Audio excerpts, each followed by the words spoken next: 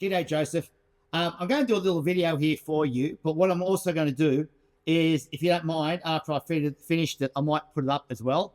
I'll cut this first bit out so it doesn't have your name. So I won't mention your name during the video in case you didn't want that. So Joseph, this video is for you, but if you don't want me to put it up, that's fine. But I might just, like I said, I'll start my video as normal, and then we'll, as like a normal video, and then we'll see how we go from there. Anyway, I think you know what I mean. All right.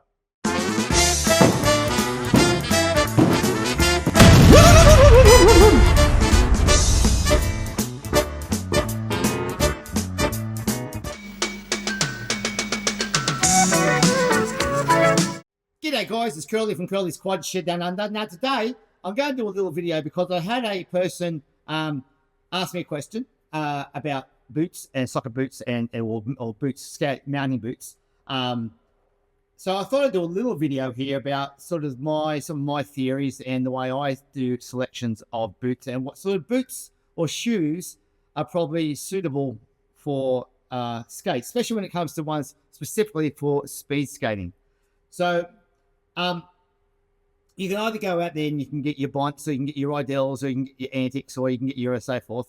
But usually what you do find, and what you do usually find for a speed skate, is usually, one, they're a low cut boot, so they're cut below the ankle to allow for some flexibility on movement within the in your range, increase your range of motion and so forth. And the other one that I tend to use a lot is a soccer boot mount. So you can see here, I've got my two soccer boot mount here. I've got my old Predators, which I really enjoyed. The Predators, I think it's probably one of my favorite soccer boot mounts I've ever done. And the reason these are good is because, one, they are a beautiful, nice leather. I'm not sure if they're kangaroo leather, but they are a nice leather upper thing. They have a nice hard sole, hard mounting surface. And also, important and crucial is a good heel cup. Now, the heel cup here, you can't feel it, obviously, but if you can see, I'm pressing fairly hard on there, and that heel cup doesn't compress in. And so it wraps around my heel, and that way it keeps my foot nice and stable in there as well. Now, there is some limitations to a soccer boot as such. Sometimes you might have to just make some modifications. The modification I did on this one is I actually put it's actually a mouse mat. I cut it so it was like a heel grip. Stops your heel slipping out. Now, for me personally, I've always had problems with heel slip, even when I've had proper skating boots like Altamiras or whatever in the past, and Christianis and so forth. I've never had Bonts, but I will hopefully change that one day. So I've had to put in some cushioning in there, or some heel, to help thicken up the heel so I get less heel slip.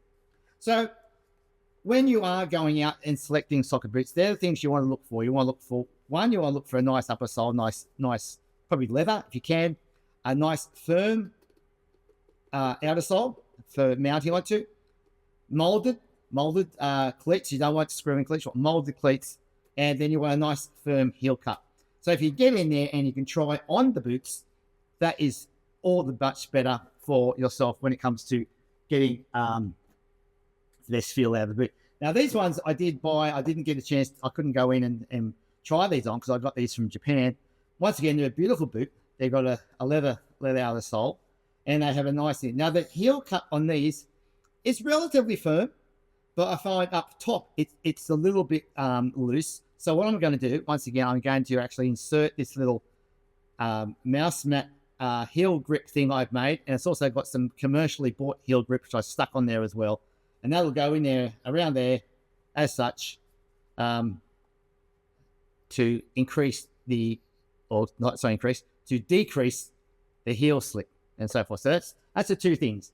Now, obviously you can go down and get proper boots. You can either go for a Bont, or you can go for, like I said, a Riedel or an Antic, or Kimlerman, I think is what it's called, and LXT. Now, I have had LXT in the past. This is one I've had, and I have never heat molded them properly. I will eventually heat mold them. These are a carbon infused boot. I am in the process also of getting a full carbon boot from LXT. They are making one up now as we speak. One, no, I'm not going to be selling them. I'm not going to deal with selling stuff anymore. It's just too much hassle. But when I get all the information I can, I will make sure I find out the best way to order. Hopefully, when I get this boot in, it works, it's comfortable, and it does the job that I need it to do. And then I'll find out all the information about price, how to order it, and so forth and so forth and so forth. The good thing about these was they are carbon infused. They have a carbon infused around where they basically where that green edge is. Inside is a carbon infused fiber, and that does come up to the heel cup. Probably not as far as I would have liked, but I am also going to heat mold these. Now, the person who wrote to me is an older person like me. I'm 64, and I still enjoy my speed skating. And he wants to, he's 57, I think. He wants to get back into speed skating, but he wanted to use just a normal shoe. Now, the problem with normal shoes is like something like he did mention. He wanted the comfort of like a Sketcher or so forth, just a normal, probably like a normal jogger or a recreation shoe or boot or like an Asics or a Nike or so forth. Now, look, personally, I don't think that would work too well. One, the soles are too soft. The heel grip, the heel cup is going to be soft, and it's just too soft all over. It's not going to give you any real support, especially if you want to do speed skating. He did mention about maybe getting a higher top boot for more support. To be honest, once you go past the ankle, the high top boots aren't really, they're not really support. It's not really a hard support. It's not like a ski boot where it's nice and solid and you can't actually move your ankle at all. You're moving from your knees. So I would keep to a low cut boot, low cut under the ankle. Yeah, low cut so it goes under the ankle. I wouldn't, there are bonds that obviously go over the ankle, but that is really, it doesn't really give any support as such for the ankle area as well. So the higher cut bonds also don't really give support, actual, proper support of the ankle. And for speed skating, you really want your ankles free to move. So there are things. I mean, I know people have done things in the past. They've put aluminium. You can buy aluminium inserts to put in things like Vans and so forth, like Converse. But to be honest, they're not really. They're more for recreation. They're not for speed skating. If you want speed skating, you want a nice firm boot. You want it to be fit snug and firm. And like I said, if you are going to go something like a Bont or any other brand, make sure you go to their website and you follow their instructions to the letter. You measure your foot in millimeters, do a tracing, and so forth, and then they will get your size right. They've been doing it for a while. So if you follow the directions properly and to the letter, you should. 99.9%. I'll give that little 1.01% there just to cover my butt, so to speak, or 0.9%, whichever it is. But just follow their instructions. So like I said, hopefully that helps a little bit to that person who sent in the questions for me, to me. And I just wanted to just do a little personal video for that person and also make some content at the same time. So so look, personally, I like the socket boot mount. I've been in the socket boot mounts for years and years and years and years. But obviously, first and foremost, a proper dedicated skate boot, low cut skate boot for speed is your number one option. Number two would be a socket boot. But like I said, with those, make sure you get a soft ground boot. So that means soft ground boot means it's got a firmer outer sole and it's a lot firmer. Anyway, a nice heel cup, molded cleats.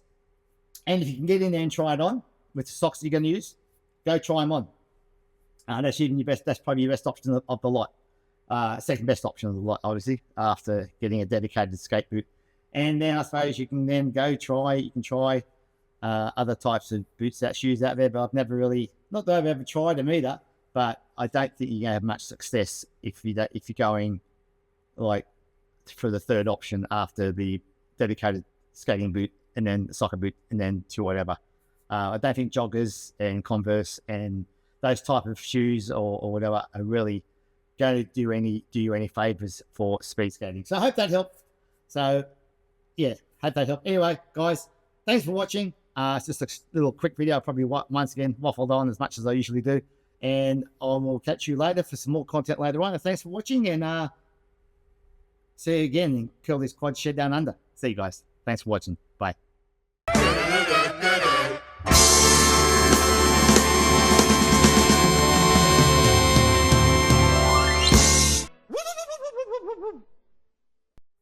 Okay, Joseph. Hope that made sense. Hope you enjoyed that. Like I said, it's probably a little bit waffling on as well.